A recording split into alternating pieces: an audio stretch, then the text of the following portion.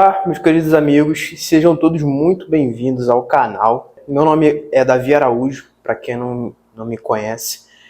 Sou especialista em direito empresarial, direito bancário, dívidas empresariais e de pessoa física. Nesse vídeo justamente eu gravar um vídeo explicando sobre o que é, como funciona e o que deve ser feito nas ações de título extrajudicial, execução de título extrajudicial.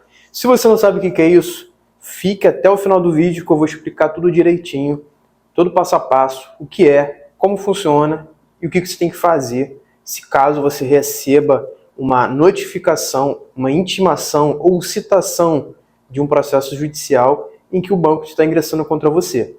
Tá ok? Então vamos lá. Você tem que saber é o seguinte, deixa eu afastar um pouquinho aqui. Primeira coisa que você tem que saber é o seguinte: o título extrajudicial é o nome dado à cédula de crédito bancário, que o banco chama de CDB, que é basicamente aquele contrato em que você assina com a instituição financeira, ok? O nome disso é cédula de crédito bancário. Por que o banco ele sempre insiste em você assinar, seja na contratação ou seja na renegociação? Porque justamente é um título executivo que a legislação federal dispõe para as instituições financeiras cobrarem essas dívidas. Que a cobrança lá ocorre de uma forma mais rápida e mais célere, vamos dizer assim. Diferente de uma ação de cobrança, que tem que ser discutido se a dívida ela existe ou não existe. Nos títulos executivos, não. Essa discussão é indispensável porque o título em si já caracteriza uma execução no Poder Judiciário. Por isso que o banco ele sempre vai tentar forçar você ao máximo possível a tentar renegociar a sua dívida. Porque você vai estar dando de mão beijada para ele um título executivo. Ah, Davi, mas o empréstimo pessoal não tenho como fugir, eu tenho que assinar o título. Sim, mas existem algumas dívidas, como o cheque especial e o cartão de crédito, em que você não assina nenhum tipo de título. Então o banco, em regra, ele tem que entrar com outro tipo de ação, que é a ação chamada ação monitória, que é para justamente reconhecer essa dívida e constituir ela num título judicial para assim depois o banco ingressar judicialmente. Mas qual é a grande sacada disso tudo?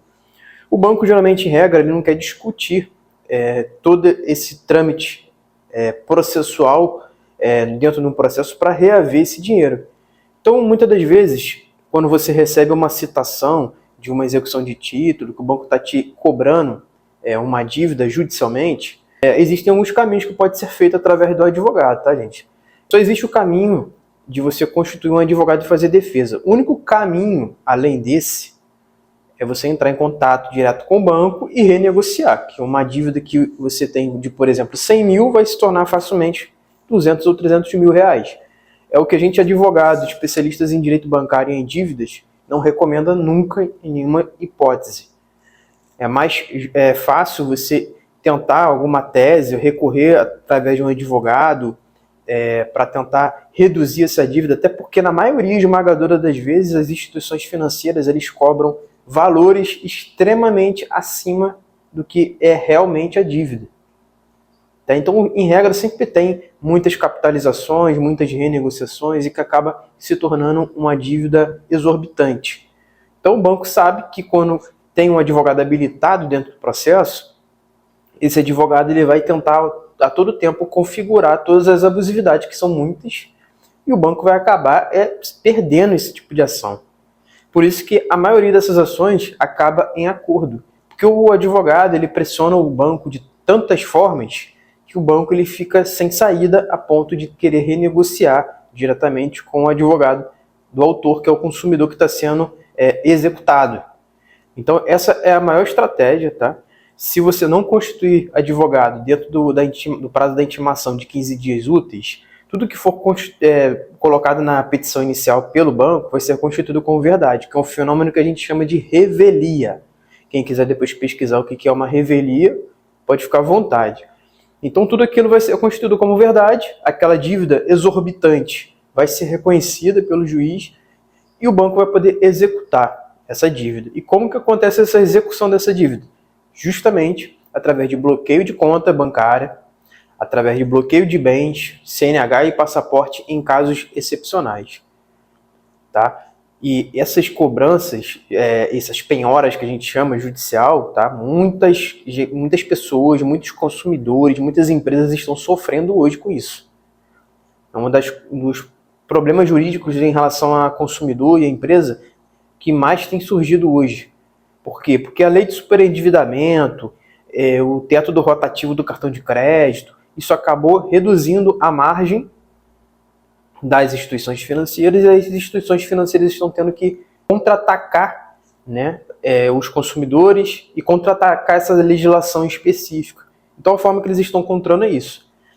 Constituir o máximo possível de títulos executivos para cobrar isso no Poder Judiciário. Inclusive tem até clientes que apareceram aqui com cobranças de escolas, instituições filantrópicas, diversas outras entidades privadas que acabam constituindo esse título. Porque não é difícil, tá, gente, constituir um título.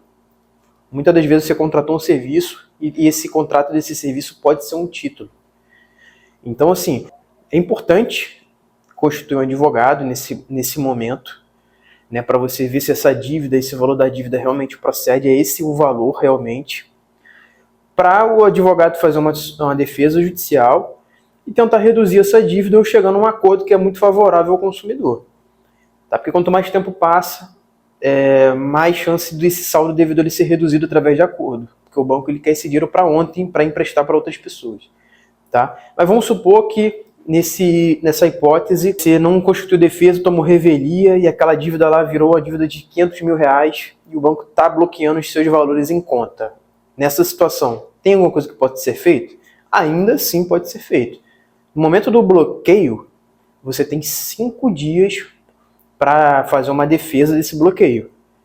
Tá? Você tem que provar que esse bloqueio ele é um bloqueio proveniente do seu salário, ou esse bem que foi bloqueado é um bloqueio de um bem de família, ou algum patrimônio que seja impenhorável, que a maioria dos patrimônios dos consumidores que são hipossuficientes, eles são impenhoráveis, que são provenientes de salário, ou saldo de salário, que você pagou todas as suas contas e sobrou um saldo lá, que são valores que são provenientes da sua subsistência, vamos dizer assim como o seu único imóvel, que é o seu bem de família. Ele não pode ser objeto de penhora. Porém, o juiz não sabe disso. O juiz simplesmente emite a ordem de bloqueio, de penhora, e muitas das vezes ocorre irregularidade. Bloqueia bem de família, bloqueia salário do trabalhador, do consumidor, e o juiz não sabe que esse salário ele é do trabalhador. Então, tem que constituir um advogado para comprovar essa situação e desbloquear os valores. Tá? Se você gostou desse tipo de vídeo, de conteúdo, aqui nos comentários se você gostou desse tipo de conteúdo. Se tiver alguma dúvida, pode perguntar. Tá? E antes de mais nada também, curte, compartilha, comente, tá? Envie para os seus familiares. Esse tema é um tema muito importante e é um tema muito atual e frequente. Muitos consumidores estão sofrendo com isso. Tá, gente? E é isso. Até mais.